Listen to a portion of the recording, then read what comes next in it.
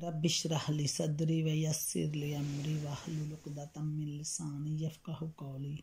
औज़ु बिल्लाहि मिनश शैतानिर रजीम। बिस्मिल्लाहिर रहमानिर रहीम। अस्सलामु अलैकुम। अलम नशरा, सूरत अलम नशरा मक्की है और इसमें 8 आयात हैं। इसका नाम पहले ही फ़िक्रे को इस सूरत का नाम करार दिया गया है।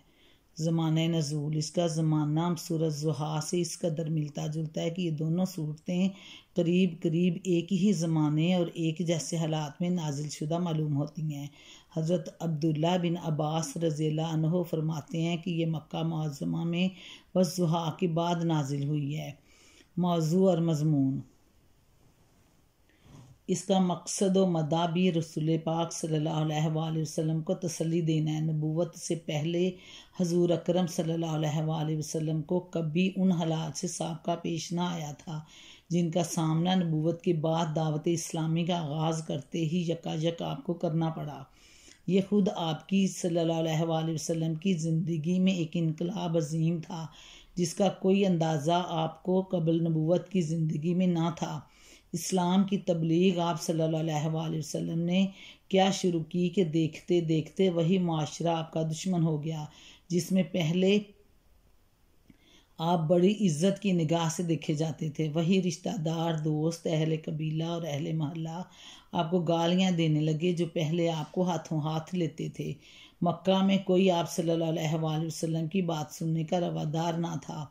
राह चलते आप सल्लल्लाहु अलैहि वसल्लम पर आवाज़ें कसे जाने लगे।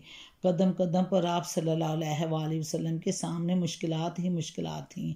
अगरचे रफ्ता रफ्ता आपको इन हालात बल्कि इनसे भी बदरजा ज़्यादा सख्त हालात का मुकाबला करने की आदत पड़ गई, लेकिन इब्तदाई ज़माना आप सल्लल्लाहु अलैहि वसल्लम के लिए नहायत दिल शिकन था। इसी बिना पर आप सल्लल्लाहु अलैहि वसल्लम को तसल्ली देने के लिए पहले सूरत ज़ुहा नाजिल की गई और फिर इस सूरत का नज़ूल हुआ। इस सूरत में अल्लाह ताला ने सबसे पहले आप सल्लल्लाहु अलैहि वसल्लम को बताया है कि हमने आपको 3 बहुत बड़ी नेमतें अता की हैं जिनकी मौजूदगी में कोई वजह नहीं कि आप दिल शिकस्ता हों। एक शरह सदर की नेमत, दूसरी ये नेमत कि आपके ऊपर से हमने 2 वो भारी बोझ उतार दिया जो नबूवत से पहले आपकी कमर तोड़ डाल रहा था। तीसरा रफ़ा ज़िक्र की नेमत जो आपसे बढ़कर तो दरकिनार आपके बराबर भी कभी किसी बंदे को नहीं दी गई। इसके बाद रब्बे कायनात अपने बंदे और रसूल पाक सल्लल्लाहु अलैहि वसल्लम को ये इत्मीनान दिलाता है कि मुश्किलात का ये दौर जिससे आपको साबका पेश आ रहा है कोई बहुत लंबा दौर नहीं है, बल्कि इस तंगी के साथ ही साथ फराखी का दौर भी चला आ रहा है। ये वही बात है जो सूरत ज़ुहा में इस तरह फरमाई गई थी कि आपके लिए हर बाद का दौर पहले दौर से बेहतर होगा और अनकरीब आपका रब आपको वो कुछ देगा जो जिससे आपका दिल खुश हो जाएगा। आखिर में हजूर अकरम सल्लल्लाहु अलैहि वसल्लम को हदायत फरमाई गई कि इब्तदाई दौर की इन सख्तियों का मुकाबला करने की ताकत आपके अंदर एक ही चीज़ से पैदा होगी और वो ये है कि जब अपने मशागल से आप फारिग हों तो इबादत की मुशक्क़त और रियाजत में लग जाएं और हर चीज़ से बेनियाज होकर सिर्फ अपने रब से लो लगाएं। ये वही हदायत है जो ज़्यादा तफसील के साथ हजूर अकरम सल्लल्लाहु अलैहि वसल्लम को सूरह मुज़म्मल आयत 1 ta 9 में दी गई है। अब इसकी थोड़ी सी तशरीह और तर्जुमा। रब्बिश्रह ली सदरी व यस्सिर ली अमरी वहलुल उक़दतम मिन लिसानी यफ़क़हू क़ौली। औज़ु बिल्लाहि मिनश शैतानिर रजीम। बिस्मिल्लाहिर रहमानिर रहीम। अस्सलामु अलैकुम। सूरत अलम नशरह मक्की है और इसकी 8 आयात हैं। बिस्मिल्लाहिर्रहमानिर्रहीम। शुरू अल्लाह के नाम से जो बड़ा मेहरबान नहायत रहम वाला है। अलम नशरह लका सदरका, ए नबी सल्लल्लाहु अलैहि वसल्लम क्या हमने तुम्हारा सीना तुम्हारे लिए खोल नहीं दिया। ववज़ाना अनका विज़रा का, और तुम पर से वो भारी बोझ उतार दिया है। अल्लाह ज़ियन का ज़ाहरक, जो तुम्हारी कमर तोड़े डाल रहा था। वरफ़ाना लका ज़िक्रक, और तुम्हारी खातिर तुम्हारे ज़िक्र का आवाज़ा बुलंद कर दिया। फ़इन्ना मअल उसरि युसरा, पस हकीकत ये है कि तंगी के साथ फराखी भी है। फ़इन्ना मअल उसरि युसरा, बस हकीकत ये है कि तंगी के साथ फराखी भी है। इन्ना मअल उसरि युसरा, बेशक तंगी के साथ फराखी भी है। फ़इज़ा फ़रग़्त फ़ंसब, लिहाजा जब तुम फारिग हो तो इबादत की मुशक्क़त में लग जाओ। व इला रब्बिका फ़रग़ब, और अपने रब ही की तरफ राग़िब हो। पहली आयत है अलम नशरह लका सदरका। ए नबी सल्लल्लाहु अलैहि वसल्लम, क्या हमने तुम्हारा सीना तुम्हारे लिए खोल नहीं दिया? इस सवाल से कलाम का आगाज़ और फिर बाद का मजमून ये ज़ाहिर करता है कि रसूल अकरम सल्लल्लाहु अलैहि वसल्लम इस ज़माने में उन शदीद मुश्किलात पर सख्त परेशान थे जो दावत इस्लामी का काम शुरू करने के बाद इब्तदाई दौर में आपको पेश आ रही थी।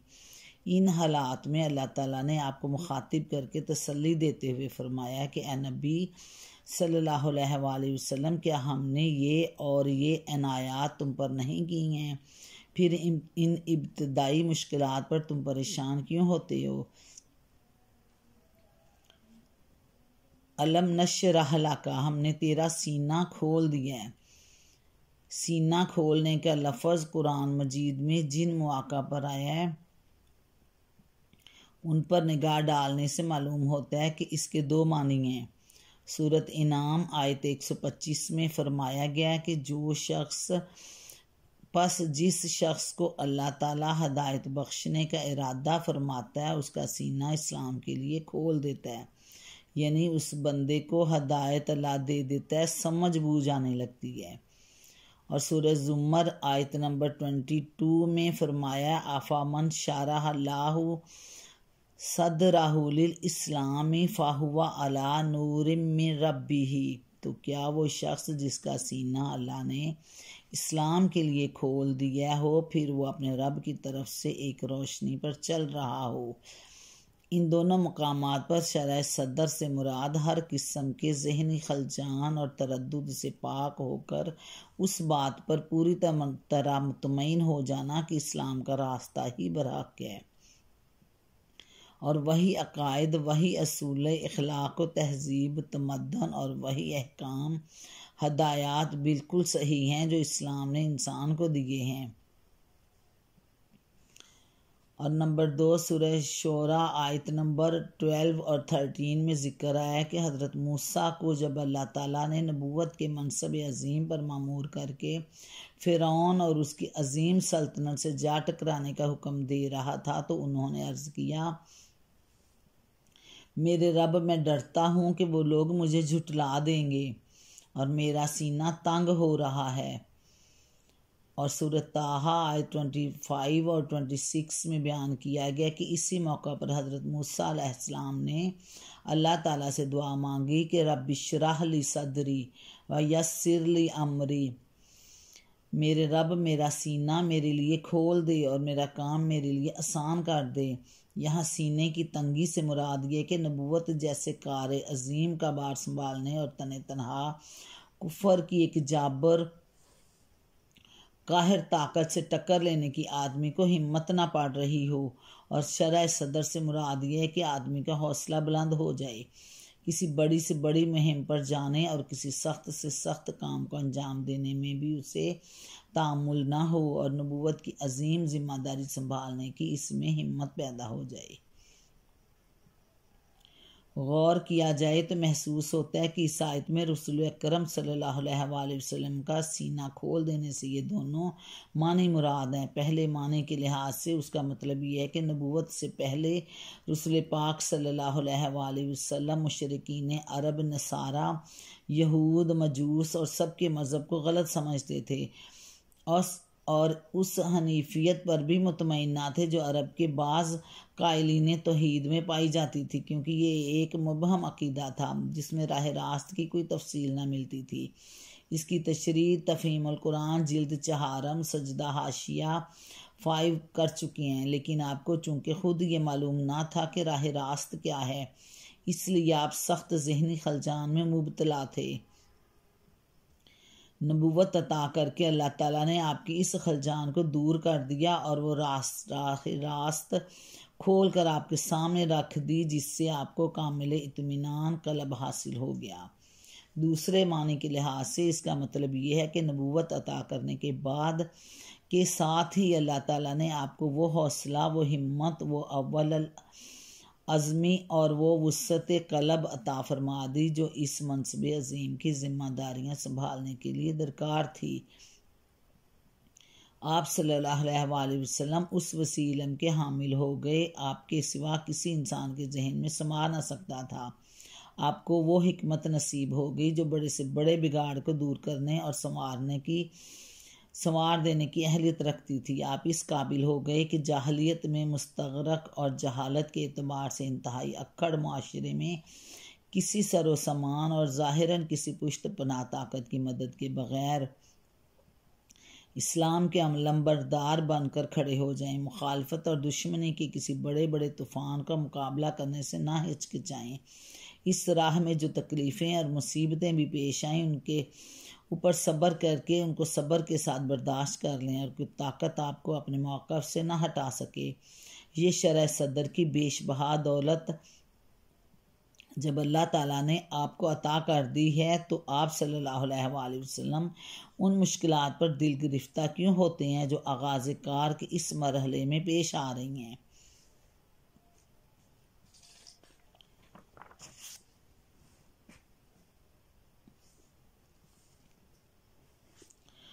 अल्लाह अगर ऐसा होता, दर हकीकत इस आयत में विज़रा की सही मानी भारी बोझ के हैं और उस मुराद रंजो गम और फ़िक्र परेशानी का वो बोझ है जो अपने कौम की जहालत और जाहलियत को देख देख कर आपकी हिस्सास तबीयत पर पड़ रहा था। आपके सामने बुत पूजे जा रहे थे। शिरक और मुशरिकाना औहाम और रसूमात का बाजार गर्म था। अखलाक की गंदगी और बेहयाई हर तरफ फैली हुई थी। माशरत में जुल्म और मामलात में फसाद आम था। जोरदारों की ज़्यादतियों से बेज़द पिस रहे थे। लड़कियां जिंदा दफन की जा रही थीं। कबीलों पर कबीले छापे मार रहे थे। जोर आवरों की ज़्यादतियों से बेजोर पिस रहे थे। लड़कियां जिंदा दफन की जा रही थीं। कबीलों पर कबीले छापे मार रहे थे। बाज़ औक़ात 100 बरस तक इंतकामी लड़ाइयों का सिलसिला चलता रहता था। किसी की जान, माल और आबरू महफूज ना थी जब तक कि उसकी पुश्त पर कोई मजबूत जत्था ना हो। यह हालत देखकर आप कुढ़ते थे, मगर इस बिगाड़ को दूर करने की कोई सूरत आपको नज़र न आती थी। यही फ़िक्र आपकी कमर तोड़े डाल रही थी, जिसका बार गिरां अल्लाह ताला ने हिदायत का रास्ता दिखाकर आपके ऊपर से उतार दिया। नबूवत के मनसब पर सरफराज होते ही आपको मालूम हो गया कि तौहीद और आखरत और रसालत पर ईमान ही वो शाह कुलीद है जिससे इंसान ज़िंदगी के हर बिगाड़ का कफल तोड़ सकता है, बिगाड़ का कुफल खोला जा सकता है और ज़िंदगी के हर पहलू में इस्लाह का रास्ता साफ़ किया जा सकता है। अल्लाह ताला की इस रहनुमाई ने आपके जहन का सारा बोझ हल्का कर दिया और आप पूरी तरह मुतमईन हो गए कि इस ज़रिया से आप न सिर्फ अरब बल्कि पूरी नौए इंसान को उन खराबियों से निकाल सकते हैं जिनमें उस वक्त अरब से बाहर की सारी दुनिया मुब्तला थी। अरब और उससे बाहर की भी सारी दुनिया इन इखलाकियात की बुराइयों में मुब्तला थी। अन का विज़रा का हो गया। अल्लाह जी अन का ज़ाहरक,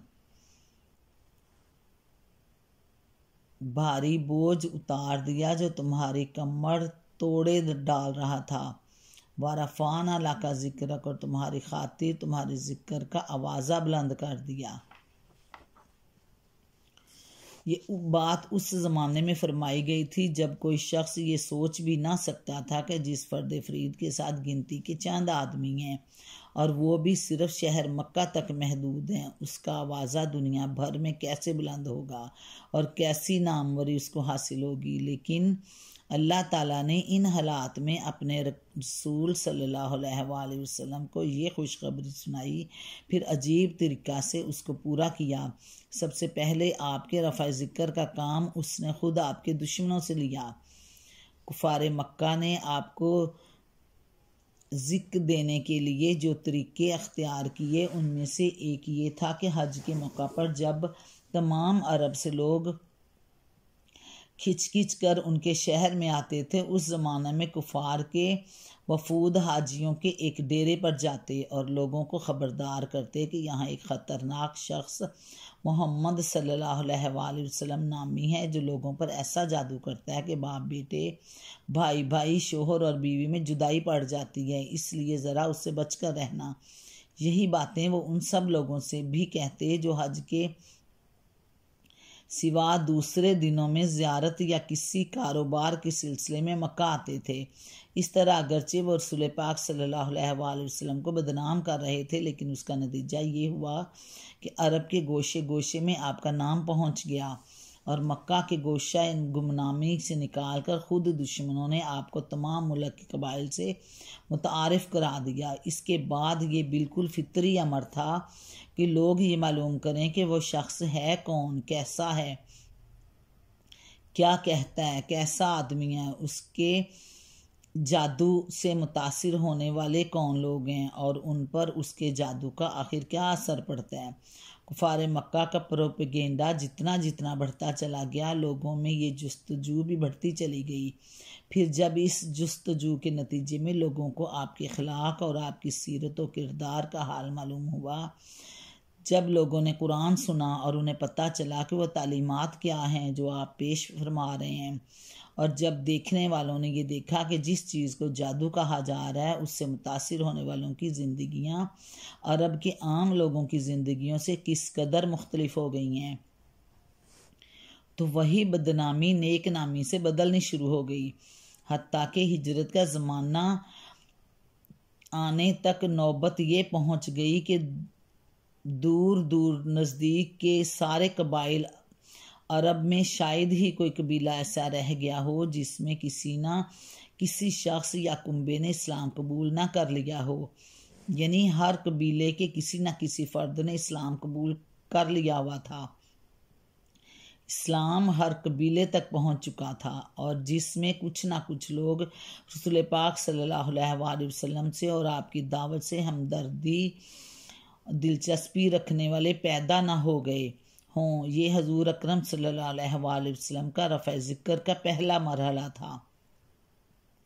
इसके बाद हिजरत से दूसरे मरहले का आगाज़ हुआ, जिसमें एक तरफ मुनाफिकीन, यहूद और तमाम अरब के अकाबरीन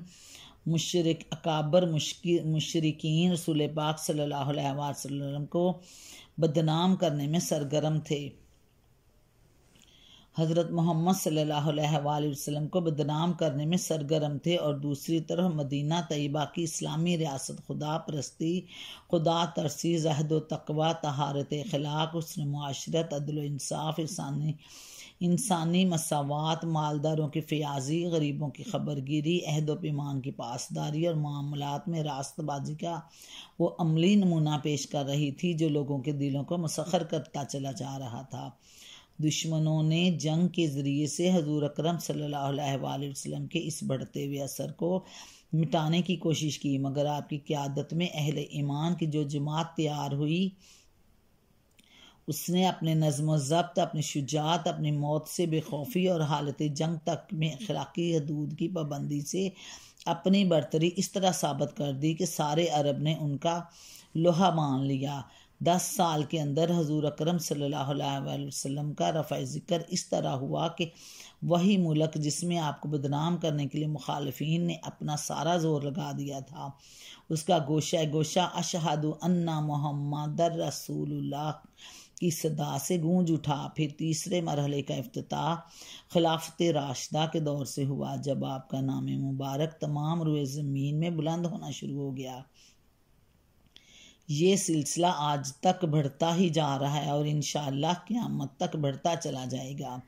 दुनिया में कोई जगह ऐसी नहीं है जहाँ मुसलमानों की कोई बस्ती मौजूद ना हो और दिन में 5 मरतबा अजान में बाआवाज़ बुलंद मोहम्मद सल्लल्लाहु अलैहि वसल्लम की रसालत का ऐलान ना हो रहा हो, नमाजों में हजूर पर दरूद ना भेजा जा रहा हो, जुम्मा के खुतबों में आपका जिक्र खैर ना किया जा रहा हो और साल के 12 महीनों में से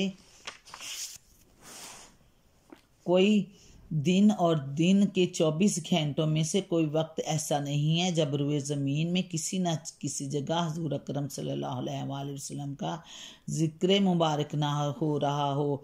और अब तो ये जदीद दौर है, खुद देखें कि ज़मीन के पे हर जगह पे कहीं ना कहीं अजान का वक्त हो रहा होता है, हर सेकंड हर मिनट कहीं ना कहीं सरजमीन पे किसी ना किसी मुल्क में अजान का वक्त होता है, कहीं जोहर का, कहीं मगरिब का, कहीं इशा का। इसी तरह सारा दिन सर्कल चलता रहता है, कोई मिनट कोई घड़ी ऐसी नहीं होती कि हज़रत मोहम्मद सल्लल्लाहु अलैहि वसल्लम का जिक्र बुलंद ना हो रहा हो। इस रुए ज़मीन पे हर जगह हर मिनट अजान हो रही होती है, कहीं ना कहीं नमाज का वक्त होता है, कहीं ना कहीं अजान का वक्त होता है। ये कुरान की सदाकत का एक खुला हुआ सबूत है कि जिस वक्त नबूवत के इब्तदाई दौर में अल्लाह ताला ने फरमाया कि वारफ़ान अल्लाह का जिक्र रख, उस वक्त कोई शख्स भी ये अंदाज़ा ना कर सकता था कि ये रफ़ा ज़िक्र इस शान से और इतने बड़े पैमाने पर होगा। हदीस में हज़रत अबू सईद खुदरी रज़ी अल्लाह ताला अन्हु की रवायत है कि रसूल पाक सल्लल्लाहु अलैहि वसल्लम ने फरमाया, जिब्राइल अलैहिस्सलाम मेरे पास आए और मुझसे कहा, मेरा रब और आपका रब पूछता है कि मैंने किस तरह तुम्हारा रफ़ा ज़िक्र किया। मैंने अर्ज़ किया, अल्लाह ही बेहतर जानता है। उन्होंने कहा, अल्लाह ताला का इरशाद है, जब मेरा जिक्र किया जाएगा तो मेरे साथ तुम्हारा भी जिक्र किया जाएगा। इब्ने जरीर और इब्ने हातिम और दीगर मुस्तनद किताबों में बाद की पूरी तारीख शहादत दे रही है कि ये बात हरफ बहरफ पूरी हुई। नंबर 4, इस बात को 2 बार दोहराया गया है। इन्ना माअल उसरी युसरा, इन्ना माअल उसरी युसरा, बेशक दर हकीकत ये है कि तंगी के साथ फराखी भी है। बस हकीकत ये है कि तंगी के साथ फराखी भी है, बेशक तंगी के साथ फराखी भी है। लिहाजा जब तुम फारिग हो तो इबादत की मुशक्क़त में लग जाओ और अपने रब ही की तरफ राग़िब हो जाओ। इस बात को 2 बार दोहराया गया ताकि हुज़ूर अकरम सल्लल्लाहु अलैहि वसल्लम को पूरी तरह तसल्ली दे दी जाए कि जिन सख्त हालात से आप इस वक्त गुज़र रहे हैं ये ज़्यादा देर रहने वाले नहीं हैं, बल्कि उनके बाद करीब ही में अच्छे हालात आने वाले हैं। बज़ाहिर ये बात मुतनाकिस मालूम होती है कि तंगी के साथ फराखी हो, क्योंकि ये दोनों चीज़ें बायक वक्त जमा नहीं होती, लेकिन तंगी के बाद फराखी कहने की बजाय तंगी के साथ फराखी के अल्फाज इस माने में इस्तेमाल किए हैं कि फराखी का दौर इस कदर करीब है कि गोया वो इसके साथ ही चला आ रहा है और मुत्तसिल है इसके साथ ही। जैसे एक पॉइंट पे वो ख़त्म हो रहा है तो उसी पॉइंट से वो शुरू हो रहा है। तंगी के साथ फराखी है, तंगी ख़त्म हो रही है, उसके साथ नेक्स्ट पॉइंट जो है वो फराखी का है। और फरागत से मतलब ये है कि जब आप फारिग हो जाएं, अपने रब ही की तरफ राग़िब हो, इबादत की मुशक्क़त में लग जाओ। जब फारिग हो जाओ, फारिग होने से मुराद अपने मशागिल से फारिग होना, ख्वाह वो इबादत हो, दावत हो, तबलीग के मशागिल हों या इस्लाम कबूल करने वालों की तालीम व तरबियत की मशागिल, यानी ये सारे जो आपकी ज़िम्मेदारियाँ हैं उनसे फारिग होकर या अपने घर बार और दुनियावी कामों के मशागिल उनसे फारिग होकर, हुक्म का मंशा ये है कि जब कोई और मशगूलियत ना रहे तो अपना फारिग वक्त इबादत की रियाजत व मशक्क़त में सर्फ कर दें और हर तरफ से तवज्जो हटाकर सिर्फ अपने रब की तरफ मतवज्जो हो जाओ। अल्लाहुम्मा सल्ली अला मुहम्मदिन वला आलि मुहम्मदिन कमा सल्लैता अला इब्राहीम वला आलि इब्राहीम इन्नका हमीदुम मजीद। अल्लाहुम्मा बारिक अला मुहम्मदिन वला आलि मुहम्मदिन कमा बारकता अला इब्राहीम वला आल इब्राहीम इन्नका हमीदुम मजीद। रब्बना अग़फ़िर ली वली वालिदैया वलिल मुमिनीना यौम यक़ूमुल हिसाब। अल्लाह ताला हमारे नबी का ज़िक्र हर लम्हा हर साथ बुलंद करें और हमें क़यामत वाले दिन अपने नबी मुबारक के हाथों से, अपने नबी के मुबारक हाथों से हौज़ कौसर का पानी नसीब फरमाए। अल्लाह ताला हमें अपने ख़ास रहमत के साए में ले आए। रब्बी जअलनी मुक़ीमस्सलाता मिन ज़ुर्रिय्यती रब्बना व तक़ब्बल दुआ। रब्बना अग़फ़िर ली वली वालिदैया वलिल मुमिनीना यौम यक़ूमुल हिसाब। रब्बना आतिना फ़िद दुनिया हसनतम व फ़िल आखिरति हसनतम व क़िना अज़ाबन्नार। अल्लाह ताला दुनिया और आखिरत में उम्मत मोहम्मद को सुरखरू करे, इज़्ज़त की ज़िंदगी दे और आखिरत में भी इज़्ज़त का आला मुकाम दे और अपनी रहमत के साए में ढांक ले। दुनिया और आखिरत में हमें हदायत दे। अल्लाह हाफिज़।